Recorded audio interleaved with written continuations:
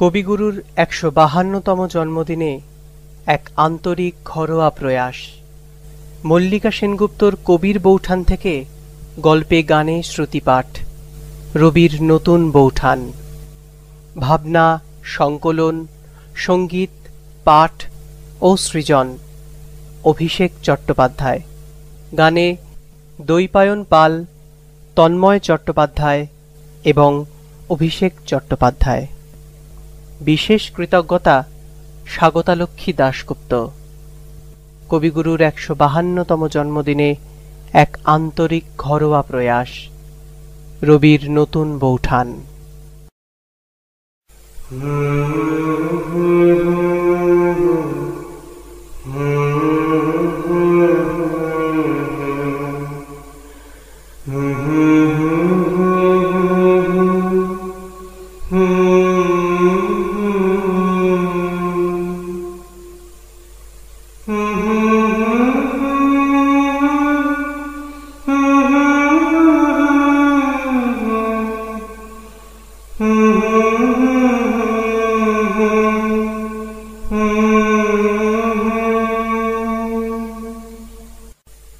একলা ঘরে লেখার টেবিলে বসলেন রবি। চোখ বন্ধ করলে খাতায় কাদম্বরীর মুখ ভেসে ওঠে। তিনি লেখেন, হে জগতের বিস্মৃত, আমার চিরস্মৃত, এসব লেখা আমি তোমার জন্য লিখিতেছি। পাছে তুমি আমার কণ্ঠস্বর ভুলিয়া যাও, অনন্তের পথে চলিতে চলিতে যখন দৈবাৎ তোমাতে আমাতে দেখা হইবে, তখন পাছে তুমি আমাকে চিনিতে না পারো। তাই প্রতিদিন তোমাকে স্মরণ করিয়া আমার এই কথাগুলি তোমাকে বলিতেছি। তুমি কি শুনিতেছ না? আহা তোমার সঙ্গে প্রাণের খেলা, প্রিয় আমার ওগো প্রিয়, বড়তলা আজ পরাণ আমার খেলাতে হার মানবে কি? আহা তোমার সঙ্গে প্রাণের খেলা। ঠাকুর পরিবারের বেশিরভাগ বউকেই প্রত্যন্ত পাড়া গাঁ থেকে বেছে আনা হয়েছে। তারপর মেজে ঘষে শিক্ষায় সংস্কৃতিতে তাঁরাই হয়ে উঠেছেন বাংলার আদর্শ নারী। শ্যাম গাঙ্গুলির মেয়েটিকে মহর্ষি কয়েকবার দেখেছেন, বেশ সুলক্ষণা। সত্যেনকে তিনি চিঠি লিখে জানিয়ে দেন, জ্যোতির বিবাহের জন্য একটি কন্যা পাওয়া গিয়াছে, এই ভাগ্য।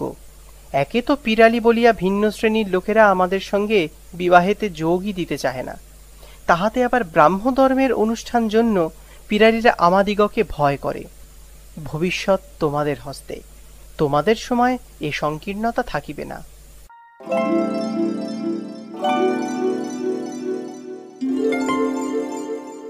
হতাশ সত্যেন্দ্র স্ত্রীকে লিখে পাঠালেন, তবে নতুনের বিবাহের ধুম লাগিয়া গিয়াছে। নতুনের বিবাহ দেখিবার তোমার যে এত স্বাদ ছিল, তাহা পূর্ণ হইল।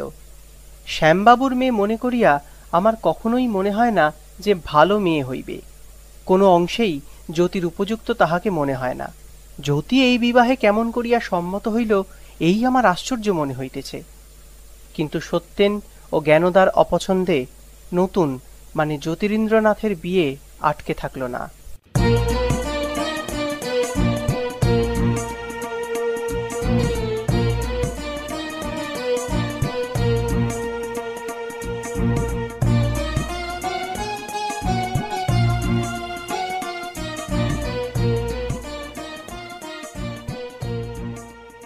তেইশ আষাঢ়ের শুভলগ্নে সিঁদুরে রঙের চেলি ও গা ভর্তি জড়োয়া গয়না পরে ঠাকুর বাড়িতে প্রবেশ করলেন মাতঙ্গিনী। ঠাকুরবাড়ির কৃপায় মাতঙ্গিনীর নাম গেল বদলে। তিনি হলেন কাদম্বরী। সাজের কি বাহার! গলায় চিক ও ঝিলদানা হার, হাতে চুড়ি, জড়োয়া কঙ্কন ও বাজুবন্ধ, কানে বীরবৌলি ও কানবালা, পায়ে নুপুর ও চুটকি, কোমরে চাবি ও গোট, মাথায় জড়োয়া সিঁথি ও টিকলি। এবাড়ির রীতি অনুযায়ী অধিকাংশ গয়নাই দেবেন্দ্র যৌতুক হিসেবে দিয়েছেন। জ্যোতির বয়স 19, কাদম্বরীর 9 বছর। জ্ঞানদার আশঙ্কা ছিল অশিক্ষিত বালিকাকে পছন্দ হবে না জ্যোতির। সে ভয় মিথ্যে করে নববধূকে দেখে জ্যোতিরিন্দ্রের মন রোম্যান্টিকতায় দুলে উঠল। এই শ্যামল বালিকাকে তিনি নিজের মতো করে গড়ে পিঠে নেবেন। মেজ বৌঠান জ্ঞানদানন্দিনী যশোর থেকে এসে যদি আভিজাত্যের শিরোমণি হতে পারেন, নতুন বউও নিশ্চয়ই পারবে। আর নববধূকে দেখে তার চেয়ে 2 বছরের ছোট দেওর রবির মনে হল রূপকথার রাজকন্যা এসেছেন বাড়িতে। কি যেন অজানা পুলকে শিউরে ওঠে বালকের মন।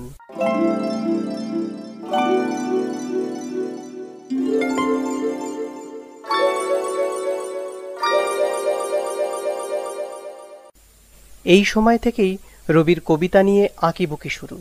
সুযোগ পেলেই পাঠ্য বইয়ের কবিতা মুখস্থ শুনিয়ে মাকে তাক লাগিয়ে দেবার চেষ্টা করতে লাগলেন বালক। ভেতর মহলের ছলছুতোয় মায়ের কাছে গেলে কিশোরী নতুন বৌঠানের সঙ্গে মাঝে মাঝেই দেখা হয়ে যায় সমবয়সী দেওরটির।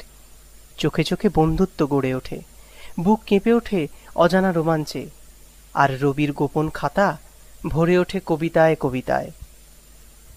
নতুন বৌঠানের ঘরের কাচের আলমারিতে বিচিত্র চীনেমাটির খেলনার ঝলক চোখে পড়ে। ওই রহস্যময়ীর সঙ্গে গল্প করতে বড় ইচ্ছে হয় রবির, কিন্তু কথা বলতে গেলেই বর্ণদিদি কেন যে এমন তেড়ে আসে। মেয়েদের সৌভাগ্যকে একটু ঈর্ষাও হয়। আজকাল একসঙ্গে গুরুমশায়ের কাছে পাঠ নিতে বসেন তারা, কিন্তু পড়া শেষ হলে রবি, সোম ও সত্যকে যখন স্কুলের কয়েদখানায় পাঠানো হয়, বর্ণ তখন বেনি দুলিয়ে এবং নতুন বৌঠান ঘোমটা টেনে অন্দরের স্বর্গরাজ্যে চলে যান। এই মনের দুঃখ কাকেই বা জানাবেন রবি?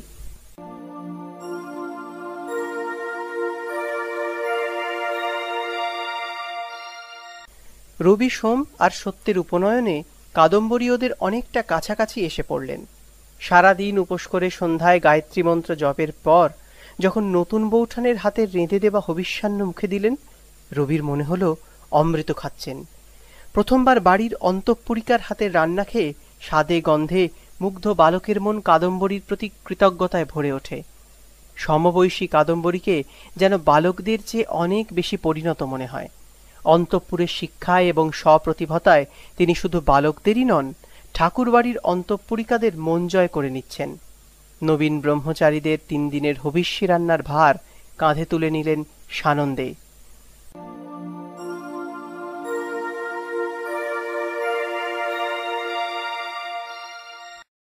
জোড়াসাঁকোর পাঠশালাতেই ঠাকুরবাড়ির ছেলে পুলে বউ মেয়েদের প্রাথমিক শিক্ষা শুরু। কিন্তু রবির দুশ্চিন্তা যে পড়া শেষ হলেই স্কুলে যেতে হবে। ও জায়গাটা তাঁর মোটেই পছন্দ নয়। বর্ণদিদিরা চিন্তা কি, তিনি তো পড়ার পর অন্দরমহলে আরামে ঢুকে পড়বেন।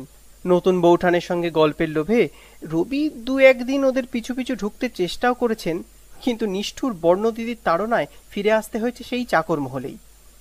মাস্টারমশাই এলে কাদম্বরীয় ছাত্রদলে যোগ দিলেন। আজকের পাঠ মেঘনাদ বধকাব্য।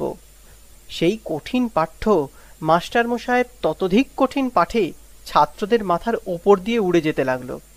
কাদম্বরীর হাতে রবি একটি চিরকুট গুঁজে দিলেন, তাতে লেখা, কি বুঝিতেছ? তৎক্ষণাৎ চিরকুটের উত্তরও পেয়ে গেলেন রবি। বুঝিলাম, তুমি রাবণ আর আমি অশোক বনে বন্দিনী সীতা। রামচন্দ্র কবে উদ্ধার করিবেন সেই অপেক্ষায় আছি।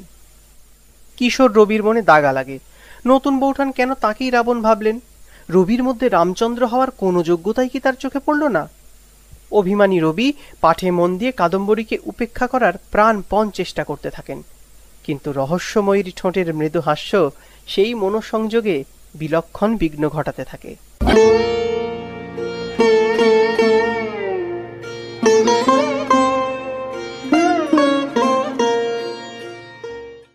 1876 সাল। ইংল্যান্ডের রানী ভিক্টোরিয়া ভারত সম্রাজ্ঞী উপাধি নিয়ে সাড়ম্বরে সে কথা ঘোষণা করলেন কলকাতায়।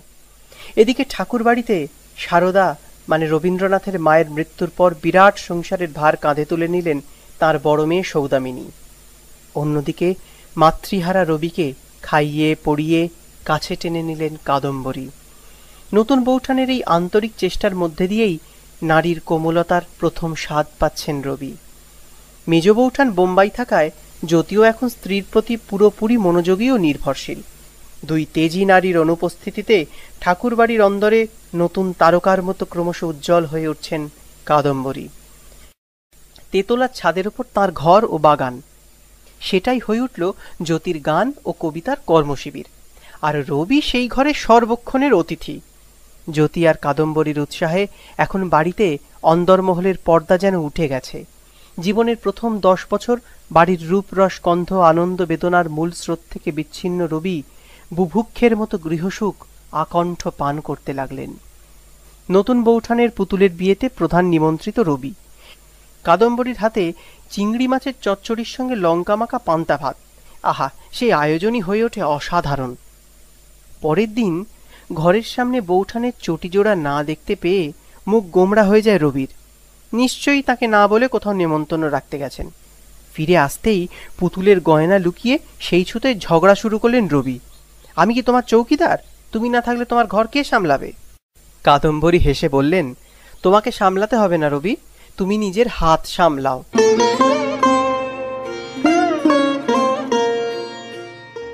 কখনো ছাদের ওপর ডাল বেটে বড়ি দেওয়া হয়েছে, আমসত্ত্ব শুকোচ্ছে।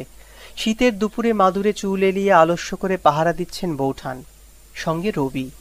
ছাদের ঘরে যেদিন পিয়ানো এনে বসিয়ে দিলেন জ্যোতি, সেদিন যেন উৎসব। পিয়ানো বাজাচ্ছেন জ্যোতি আর সুরে কথা বসিয়ে গান গেয়ে উঠছেন রবি। 12 বছরের ছোট ভাইকে সব বিষয়েই প্রশ্রয় দেন জ্যোতিরিন্দ্রনাথ। রবির মধ্যে তিনি প্রতিভার ছটা দেখেছেন। কিন্তু কাদম্বরী তা মানতে নারাজ। রবির সঙ্গে খুনসুটি করে প্রায়ই বলেন, তোমার মধ্যে তো বিশেষত্ব কিছুই দেখছি না রবি, না রূপে না গুণে। রবি বলেন, আমার গুণ না হয় তুমি চিনতে পারছো না বোঠান, চেহারাটাও কি তোমার চোখের বালি? কাদম্বরী রহস্য করেন, না রবি ঠাকুরপো, তোমার দাদা দিদিদের তুলনায় তোমার নাকটা বেশ বোঁচা। না হয় নাক বোঁচাই হলো, তা বলে আমি কি দেখতে খারাপ? রবিও উস্কে দিয়ে নিজের চেহারার কথা শুনতে চান বৌঠানের মুখে। কাদম্বরীও চোখ নাচিয়ে বলেন, গায়ের রং ময়লা, মা এত রূপটান মাখিয়েও রং ফেরাতে পারেননি। পুরুষের আবার রং লাগে নাকি বোঠান? ইংরেজি সাহিত্যে পড়ছো না টল ডার্ক হ্যান্ডসাম নায়কদের গুণগান? রবি এবার টক্কর দিয়েছেন। কাদম্বরী ঠেস দেন, ইস, খুব নায়ক সাজার শখ না? কিসে নায়ক হবে? কবিতা লিখে? পারবে বিহারীলালের মতন কবিতা লিখতে? রবি মনে মনে প্রতিজ্ঞা করেন, পারতেই হবে। বৌঠানের কাছে একদিন না একদিন নিজেকে প্রমাণ করবেন তিনি। কাদম্বরীর ছুড়ে দেওয়া চ্যালেঞ্জ থেকেই রবির ছোট্ট নীল খাতাটি ভরে উঠতে থাকে কবিতায় কবিতায়।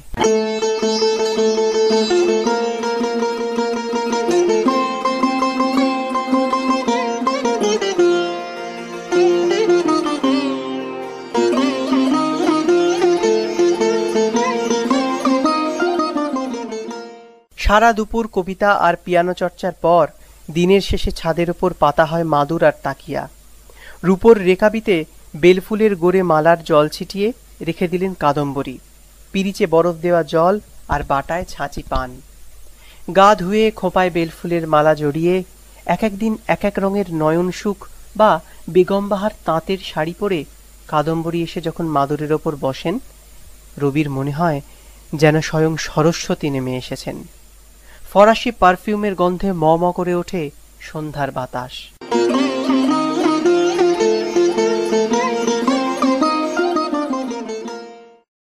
জ্যোতি আসেন ধুতি বা পাজামার ওপর গায়ে পাতলা একটা উড়নি জড়িয়ে, অল্প আতর মেখে। রবি আসেন গলায় গান নিয়ে। যদিও তার গানকে বিশেষ মূল্য না দিয়ে বৌঠান উৎসুক থাকেন জ্যোতির কণ্ঠসুধার জন্য। ঠাকুরবাড়ির সবচেয়ে রূপবান গুণবান যুবকটিকে স্বামী হিসেবে পেয়েছেন কাদম্বরী। নিজেকে রূপকথার রাজকন্যা মনে হয় তার। প্রথম প্রথম তার ভয় ছিল, স্বামীর যোগ্য হতে পারবেন তো? জ্যোতি যদি তাকে উপেক্ষা করতেন, আত্মহত্যা করবেন ভেবে রেখেছিলেন কাদম্বরী। বিশেষত মেজোজা জ্ঞানদানন্দিনী বিয়ের আগে থেকেই অযোগ্য বলে তাকে যেরকম অপছন্দ করতেন, তাতে কাদম্বরী ভয় পেয়েছিলেন। কিন্তু জ্যোতির আদরে সোহাগে তিনি এখন পৃথিবীর সবচেয়ে সুখী রমণী। মাঝে মাঝে শিলাইদহের জমিদারি দেখতে চলে যান জ্যোতি। কখনো কখনো নিজের লেখা নাটকের রিহার্সালে আটকে গিয়ে বাড়ি ফেরা হয় না।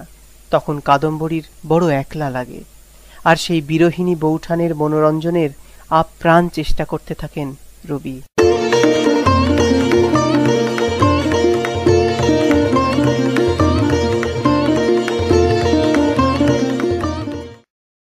দাদাদের কাছে কিশোর কবি যতটা গুরুত্ব পাচ্ছিলেন, কাদম্বরী অবশ্য সমবয়সী দেওরকে তা দিতে রাজি নন। রবির সঙ্গে কাদম্বরীর একদিন তর্ক বেঁধে যায় জোর। বিষয়টা পাখি পোষা।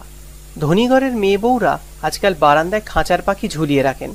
খাঁচার কোকিলের ডাক শুনলে রবির অসহ্য লাগে। কোথা থেকে একটা চীন দেশে শ্যামা পাখি এনে পুষতে শুরু করেছেন কাদম্বরী।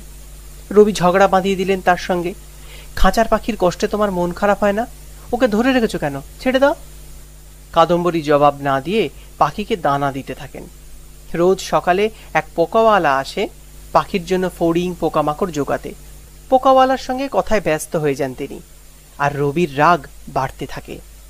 রবি বললেন, উত্তর দিচ্ছ না কেন? জ্যোতি দাদা কিন্তু আমার সব প্রশ্নের জবাব দেন। কিসের জবাব শুনি? সব কাজের কৈফিয়ত দিতে হবে নাকি তোমাকে? ঝাঁঝিয়ে ওঠেন কাদম্বরী। আমারও তো সময় নেই, দেখছো না কাজ করছি। রবি মনে মনে রেগে যান, কিন্তু বউঠানের কাছে নতি স্বীকার করা চলবে না। তিনিও ঝাঁঝিয়ে উত্তর দেন, কাজ না অকাজ, অসহায় প্রাণীগুলোকে খাঁচায় বেঁধে রেখে আবার কাজ দেখানো হচ্ছে। পাখি পোষা খারাপ কাজ? দেখছো না কত আদর যত্ন করছি। কাদম্বরী একটু আপোষের সুরে বলেন, রবি ছাড়ার পাত্র নন, আজ তিনি হেস্তনেস্ত করেই ছাড়বেন। শুধু পাখি, তুমি যে কাঠবেড়ালি দুটোকে পুষ্যি নেবার নাম করে খাঁচায় পুরেছ। বনের প্রাণীকে বন্দি করা তোমার ভারী অন্যায়। কাদম্বরী চোখ পাকিয়ে দেবরটিকে বলেন, তোমাকে আর গুরুমশাইগিরি করতে হবে না, আমার ন্যায় অন্যায় আমি বুঝব। একে তো ঠিক জবাব বলা যায় না। বড় হওয়ার সুযোগে বৌঠান তার সিদ্ধান্ত জানিয়ে দিলেন, কিন্তু রবির মন মানে না। এটা যে অন্যায় সেটা বৌঠান বুঝবেন না কেন? জ্যোতি দাদাকে বলেও কোনো লাভ হবে না, তিনি তো আবার হরিণ পুষেছেন। হয়তো তর্ক এড়াতে বৌঠানের মতোই মত দেবেন। রবি তখনকার মতো চুপ করে গেলেন, কিন্তু এক ফাঁকে চুপি চুপি খাঁচা খুলে ছেড়ে দিলেন বনের প্রাণীদের। তারপর দেওর বৌঠানের ঝগড়া থামায় কে? অবশ্য জ্যোতিকে আসরে নামতে হয়েছিল সেই ঝগড়া থামাতে।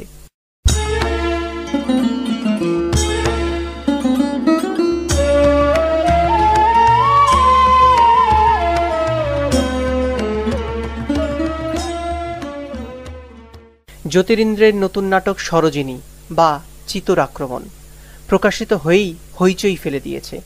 নাটক মঞ্চস্থ হচ্ছে গ্রেট ন্যাশনাল থিয়েটারে। প্রধান ভূমিকায় নটি বিনোদিনী। এই নাটকের একটি গান রবির লেখা। ভাইয়ের প্রতি অনুরাগবশত জ্যোতি তাকে গান লেখার দায়িত্ব দিয়েছেন, আর রবি এই অভাবিত সুযোগ পেয়ে নিজের সৃজনী শক্তি নিংড়ে গানটি রচনা করেছেন। যদিও রবির গান লেখা নিয়ে কাদম্বরীর আপত্তি ছিল, তার মতে এই নাটকটি জ্যোতির সেরা রচনা। এত গুরুত্বপূর্ণ একটি নাটকে নটি বিনোদিনীর কণ্ঠে যে গান গাওয়া হবে সেটা রবিকে লিখতে দিয়ে যথেষ্ট অবিবেচনার কাজ করেছেন জ্যোতি। গানটা তার নিজেরই লেখা উচিত। নাটক এবং নাটকের ওই বিশেষ গানটি দর্শকদের মাতিয়ে দিল। যে দৃশ্যে চারিদিকে ধুধু চিতা জ্বলছে আর রাজপুত মেয়েরা কেউ শাড়ি পরে কেউ বা ফুলের গয়নায় সেজে গান গাইতে গাইতে চিতারোহণ করছেন, সেই গানটি রবির লেখা। জল জল চিতা দ্বিগুণ দ্বিগুণ পরানো সপিবে বিধবা বালা। জল জল চিতা দ্বিগুণ দ্বিগুণ পরানো সপিবে বিধবা বালা। জ্বলুক জ্বলুক চিতার আগুন, জ্বলুক জ্বলুক চিতার আগুন, জুড়াবে এখনি প্রাণের জ্বালা। জল জল চিতা দ্বিগুণ দ্বিগুণ পরানো সপিবে বিধবা বালা। শোন রে যবন শোন রে তোরা, যে জ্বালার হৃদয়ে জ্বালালি সবে। শোন রে যবন শোন রে তোরা, যে জ্বালার হৃদয়ে জ্বালালি সবে। সাক্ষী রলেন দেবতা তার, এর প্রতিফল ভুগিতে হবে। সাক্ষী রলেন দেবতা তার, এর প্রতিফল ভুগিতে হবে। জল জল চিতা দ্বিগুণ দ্বিগুণ পরানো সপিবে বিধবা বালা। দেখ রে জগৎ মেলিয়ে নয়ন, দেখ রে চন্দ্রমা দেখ রে গগন। দেখ রে জগৎ মেলিয়ে নয়ন, দেখ রে চন্দ্রমা দেখ রে গগন। স্বর্গ হতে সব দেখো দেবগণ, স্বর্গ হতে সব দেখো দেবগণ। জলদ অক্ষরে রাখো গো লিখে, স্বর্গ হতে সব দেখো দেবগণ। জলদ অক্ষরে রাখো গো লিখে। স্পর্ধিত যবন তোরাও দেখ রে, সতীত্ব রতন করিতে রক্ষণ। স্পর্ধিত যবন তোরাও দেখ রে, সতীত্ব রতন করিতে রক্ষণ।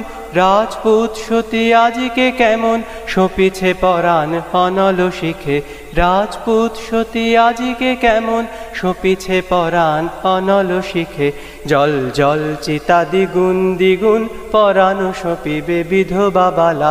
জ্বলুক জ্বলুক চিতার আগুন, জ্বলুক জ্বলুক চিতার আগুন, জুড়াবে এখনি প্রাণের জ্বালা। জল জল চিতা দ্বিগুণ দ্বিগুণ পরাণ সপিবে বিধবা বালা। স্টেজে সত্যি আগুন জ্বালানো হতো। মেয়েরা গান গাইতে গাইতে ঝুপ করে আগুনে ঝাঁপ দিচ্ছে, আর পিচকিরি করে কেরোসিন ছিটিয়ে আগুন দাউ দাউ জ্বলে উঠছে। অভিনেত্রীদের গায়ে আঁচ লাগছে, চুল পুড়ে যাচ্ছে, কারো কোনো ভ্রুক্ষেপ নেই। দেশপ্রেমের উত্তেজনায় তারাও শরীর।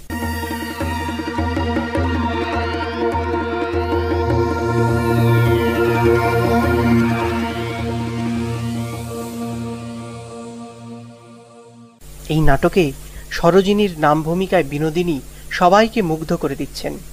নাট্যকার স্বয়ং মুগ্ধ বিস্ময়ে তাকিয়ে থাকেন বিনোদিনীর দিকে। তার হৃৎস্পন্দন বেড়ে যায়, বুক ধুক ধুক করে। রবি বৌঠানকে কটাক্ষ হেনে বলেন, কি বৌঠান, একেবারে হেলা ফেলা করার মতো নয়, কি বলো? মন্দ নয়। কাদম্বরী হেসে তার পিঠ চাপড়ে দিলেন। তোমার একটা পুরস্কার পাওনা হলো। কি পুরস্কার দেবেন বৌঠান? রবি কৌতূহলে ছটফট করতে থাকেন কয়েকদিন ধরে। তার ঘুরঘুর করা দেখে বেশ মজা পান কাদম্বরী, কিন্তু রহস্য ভাঙেন না।